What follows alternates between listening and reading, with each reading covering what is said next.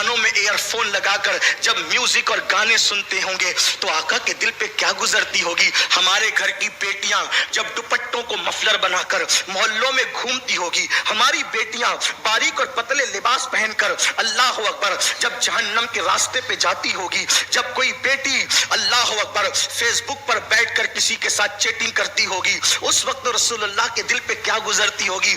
سنیو, ہم کسی مر کر مٹی میں مل جانے والے کی امتی نہیں ہے, ہم کسی مردہ کی امتی نہیں ہے, مر کر مٹی میں مل جانے والے کی امتی نہیں ہے. ہمارا نبی تو وہ ہے جو ہم زندہ ہیں, اور ہمارے امام تو قسم اٹھا کر کہتے ہیں تو زندہ ہے واللہ, تو زندہ ہے واللہ. میری چشم عالم سے چھپ جانے والے انبیاء کو بھی اجل آنی ہے, ایسی آنی کہ فقط آنی ہے, پھر وہی موت کے بعد ان کی حیات مثل سابق وہی جسمانی ہے, اس کی ازواج کو جائز ہے نکاح, اس کا ترکہ بٹے جو فانی ہے. اللہ اکبر, ہمارے آقا زندہ ہیں اور ہماری جانوں سے زیادہ قریب ہے. ہم جو کچھ کر رہے ہیں آقا کی نگاہوں میں ہے, سرکار دیکھ رہے ہیں. اب بتاؤ, باپ دیکھ رہا ہو تو سگریٹ نہیں پیتے, اور اگر ہم اللہ اکبر سی سی ٹی وی کیمرے کی زد میں ہو تو گٹکا کھا کر تھوکتے نہیں, پان کھا کر تھوکتے نہیں, کیونکہ سی سی ٹی وی کیمرے کی زد میں ہے. باپ دیکھ رہا تو سگریٹ نہیں پیئیں گے,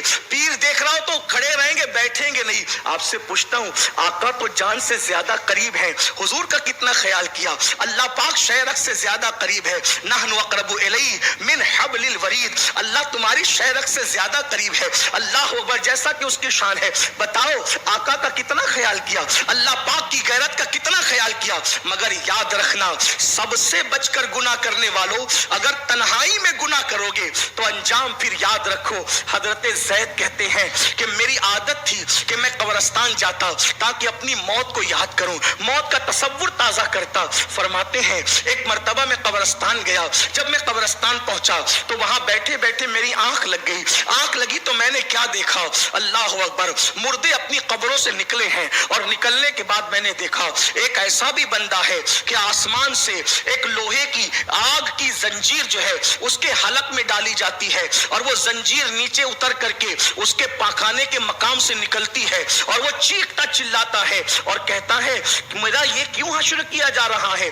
جس کے حلق میں آگ کی زنجیر ڈال کر پاخانے کے مقام سے نکال دی گئی, وہ چیخ کر کہتا ہے آخر میرے ساتھ یہ کیوں کیا جاتا ہے. کیا میں نمازی نہیں تھا, کیا میں روزے دار نہیں تھا, کیا میں نے حج نہیں کیے, کیا میں نے عمرہ نہیں کیے, کیا میں نے کعبے کی زیارت نہیں کی. وہ اپنی نیکیاں گنا رہا تھا تو غیب سے آواز آئی, تو سب کے سامنے نیکی تو کرتا تھا مگر اکیلے میں جرائم اور گناہ کرتا تھا. یہ جو اکیلے میں گناہ کرے, ہم اس کے گناہوں کی وجہ سے اس کی نیکیوں کو ہباء منصورہ کر دیتے ہیں, بکھرے ہوئے ریت کے ذرات کی طرح کر دیتے ہیں. اب آپ سے پوچھتا ہوں, ہم سب کے سامنے تو سنبھل کر بیٹھتے ہیں, سنبھل کر چلتے ہیں, سنبھل کر بولتے ہیں, لیکن اللہ رسول کا بھی کچھ خیال ہے نہیں, ہرگز نہیں. اگر ایسا نہیں ہے تو قیامت کے منظر کو یاد کرو. حضور کی بارگاہ میں جانا ہے اور آقا علیہ السلام فرماتے ہیں جس نے جان بوجھ کر نماز چھوڑی, قیامت کے دن اس کے ساتھ میرا کوئی وعدہ نہیں ہے.